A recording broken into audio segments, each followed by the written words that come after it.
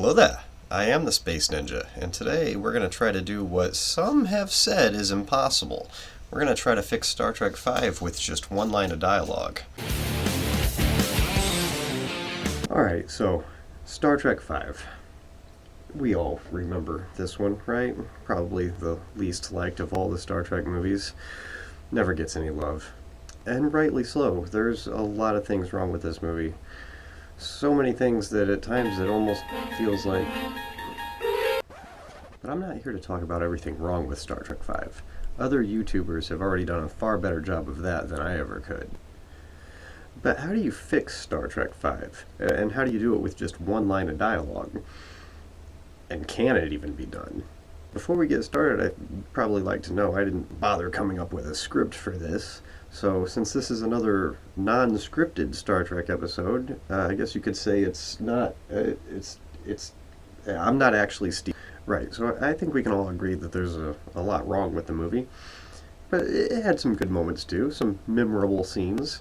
It had that scene when they were trying to outrun the Klingons and they had to do emergency landing plan B. They crashed that shuttlecraft right into the shuttle bay. That was awesome. It had that scene when Kirk and company were riding horses to the Nimbus 3 colony to rescue the hostages, and Kirk asks Spock which building the hostages are in, and Spock says, "Hold your horse, Captain, I'm scanning." I laugh at that every time.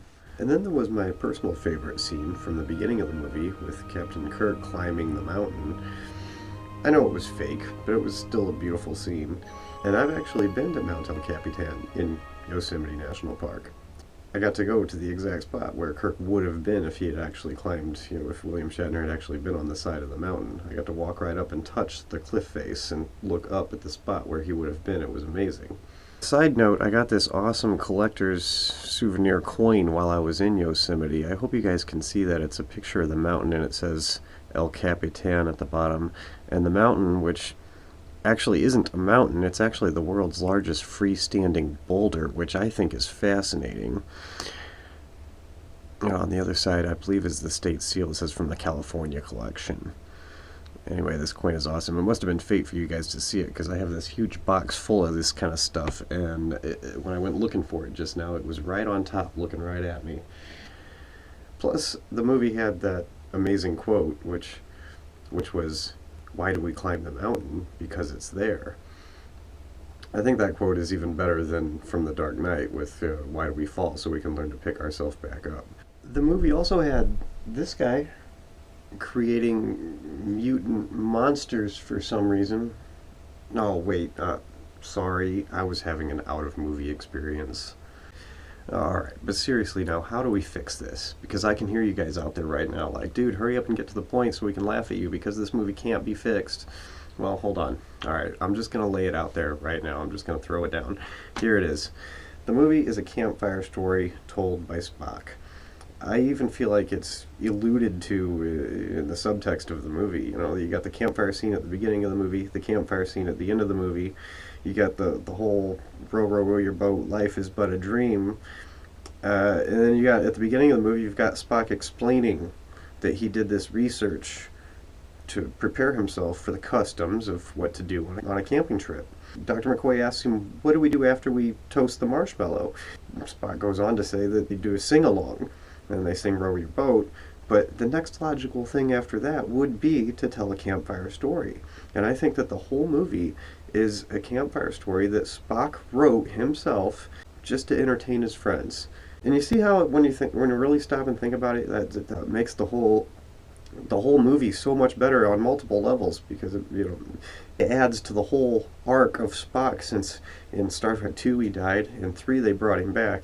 In 4 they had this wacky adventures with the whales, but it was also about him trying to reestablish his own identity. And then in 5 you have him reforging his friendships and making them stronger than they were before. And I just think I think it makes the movie a whole lot better when you look at it that way. And since it's a pure fictional story written by Spock, it makes all of the continuity errors and all the little mistakes and all the little nitpicky things and all the little things that for me and lots of other people, it kind of ruins it. it makes those things all irrelevant because it's just a story told by Spock.